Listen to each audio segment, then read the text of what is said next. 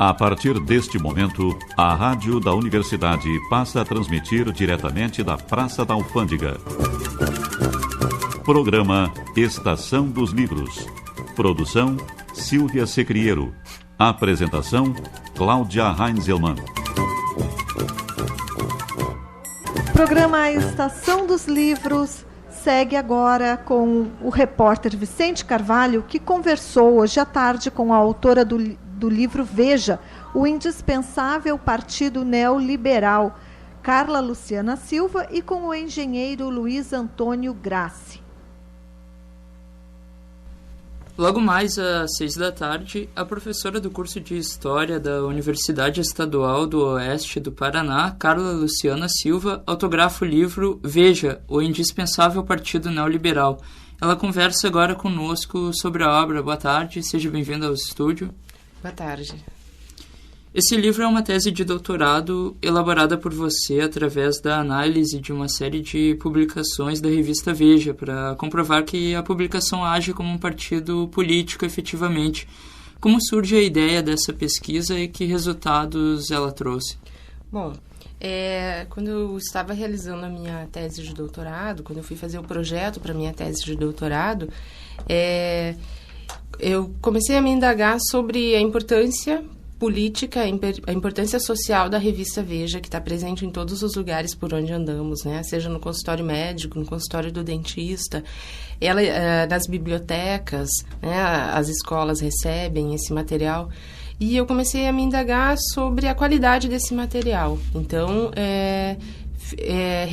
fiz o projeto e realizei a pesquisa.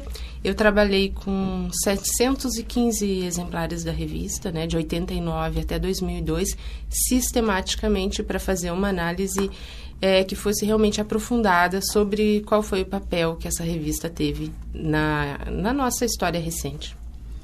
E quais são os interesses dessa publicação por trás do conteúdo que é publicado por ela?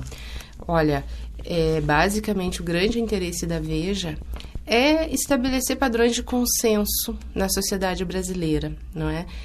Em torno de algumas ideias, que são ideias de fundo político, de fundo econômico. Então, na minha tese, eu desenvolvi exatamente a hipótese de que a revista ela teve um papel importante na construção do neoliberalismo brasileiro, né? A gente costuma falar em neoliberalismo como algo já dado, como algo que é aplicado nos países, e de fato não é assim. Ele precisa ser construído, e se a gente for ver as experiências em cada país, vai ser diferente, né?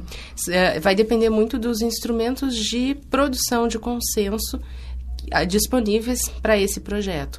E, no caso, a mídia como um todo teve um papel extremamente importante no Brasil. A Veja comprou essa ideia, que, de resto, é uma ideia coerente com a política editorial da Editora Abril desde que ela existe, né, que é a ideia do liberalismo, de que o mercado vai resolver tudo e de que o Estado não deve intervir, o que é uma grande falácia, porque o Estado segue intervindo mesmo com o neoliberalismo, não é? Mas é a forma dessa intervenção que está em questão. E de que maneira a Veja tem influído na política brasileira nos últimos anos? Olha, eu acredito que ela tem tido um papel muito importante. Essa pesquisa, então, ela ficou situada no período desde das primeiras eleições de 89, as primeiras eleições diretas depois da ditadura, né? Até 2002, quando o Lula se elegeu presidente da República.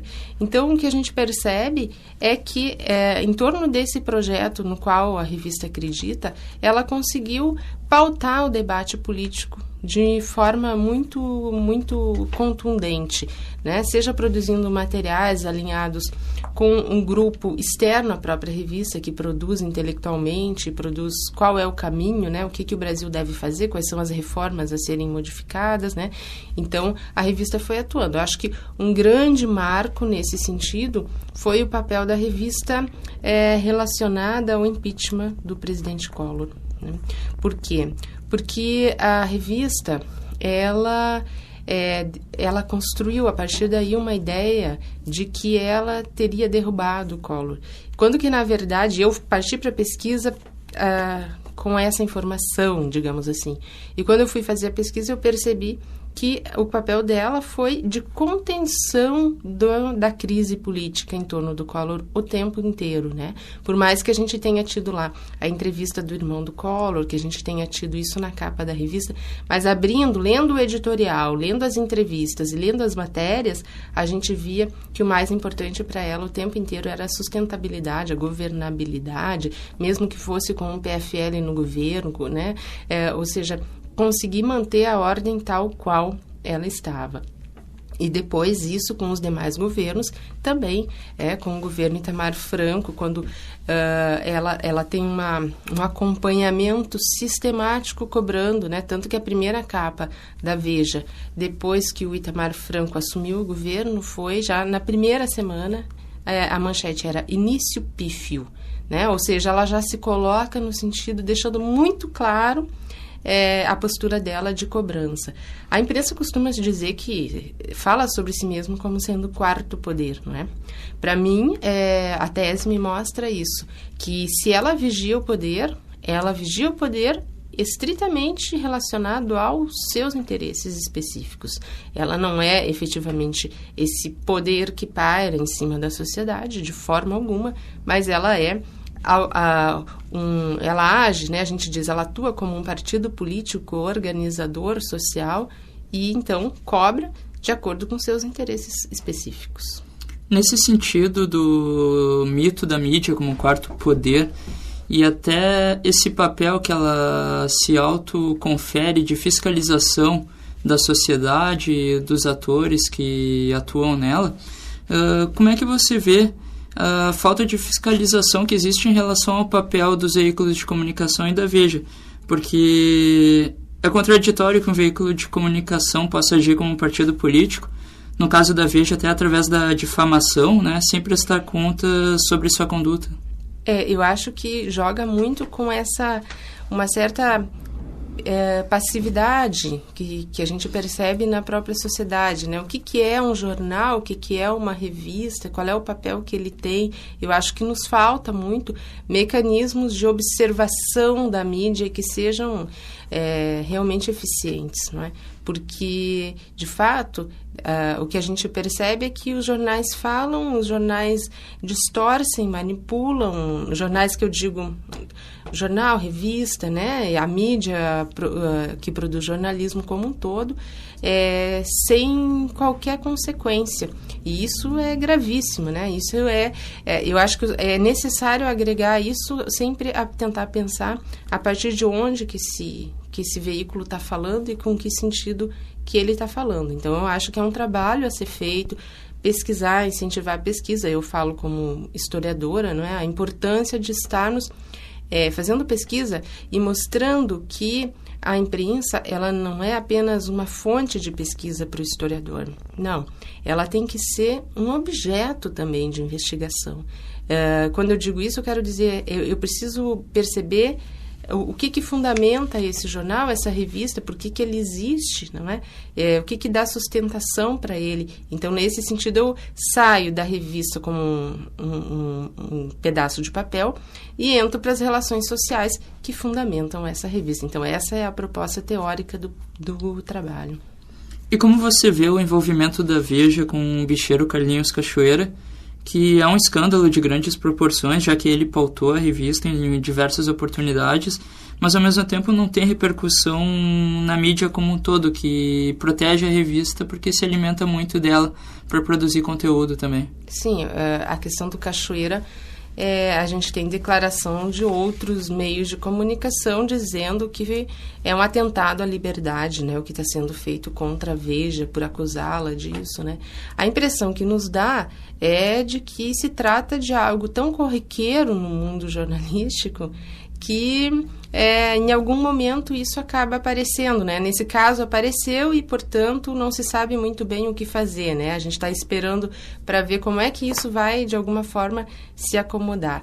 Eu acho que a questão da corrupção como um todo, na verdade, não tem a ver só com isso, mas ela é pautada pela mídia muito pontualmente, de acordo com interesses muito específicos também. Ela não tem uma pauta, ela não vai atrás, ela não investiga, não é? Então, eu acho que há um acordo, digamos, tácito aí, de não investigar os outros e também poder fazer os seus próprios, ter as suas próprias relações escusas, como está bastante claro que está colocado aí no caso do Cachoeira, não é? Então, eu acho que entra no mesmo problema, o problema da gente desnaturalizar isso e perceber que não é natural esse tipo de política, né? Com relação à imprensa como um todo. E nesse momento a gente recebe aqui nos nossos estúdios o engenheiro Luiz Antônio Grassi, que vem falar a respeito de um painel que acontece nessa segunda-feira. Tudo bom? Tudo bem, boa tarde. Nós estamos aproveitando a oportunidade da presença da professora Carla aqui entre nós e também a bela oportunidade de termos dois trabalhos de cunho acadêmico bastante bem feitos, bastante profundos, que tem muita, digamos assim, são vizinhos, tem muita vizinhança na sua ótica e mesmo nos seus propósitos. A Carla, como dizia aqui, muito bem, fez o trabalho dela com relação à revista Veja, né? O título do livro já é bastante esclarecedor. Veja, o indispensável Partido Neoliberal. Esse livro que vai estar sendo autografado depois, às 18 horas. Nós temos o painel às 17, no Santander Cultural, Sala Leste. Bom, e ao lado da Carla vai estar no painel também a professora e mestra Tânia Silva de Almeida, que é uma das organizadoras de um livro chamado Mídia Impressa para Além do Bem e do Mal. Ela, juntamente com Bento Fagundes de Abreu e Cristiane Maria Famer Rocha, editaram este livro com uma série de trabalhos também de cunho acadêmico. E a Tânia, especialmente, fez o trabalho dela, que é baseado no seu trabalho de mestrado, que se chama Opiniões e Sentenças de Veja, de 2002 a 2006. Então, a Tânia fez o trabalho, na medida em que ela é comunicadora, ela é mestra em comunicação e informação, ela fez o trabalho a partir de uma análise das capas da Veja, procurando mostrar também o discurso que se apresenta na mesma linha do que a Carla coloca, não é? A partir das próprias capas da Veja. O discurso não necessariamente escrito, né? Mas que se manifesta através das capas da Veja. Então, nós vamos ter esse painel. Vejam que se complementam os dois trabalhos se complementam, né? E que, aliás, tem uma complementação interessante também. O trabalho da Carla pega a Veja de 89 a 2002. E o trabalho da Tânia pega a Veja, através de suas capas, de 2002 a 2006. Então, essa complementação e essa reflexão que eu acredito que vai ser interessante que nós tenhamos nesse painel das 17 horas. Lembramos então aos ouvintes que a sessão de autógrafos do livro Veja, o indispensável Partido Neoliberal, acontece logo mais às 6 da tarde. Agradecemos a participação da professora do curso de História da Universidade Estadual do Oeste do Paraná, Carla Luciana Silva, aqui no programa, junto ao engenheiro Luiz Antônio Grassi. E às 6 horas também lembramos aos ouvintes que também acontece a sessão de autógrafos do livro Mídia Impressa para Além do Bem e do Mal, Estudos sobre Revistas, dos organizadores Bento Fagundes de Abreu, Tânia Silva de Almeida e Cristiane Maria Famer Rocha. Uma boa tarde. Boa tarde, obrigada.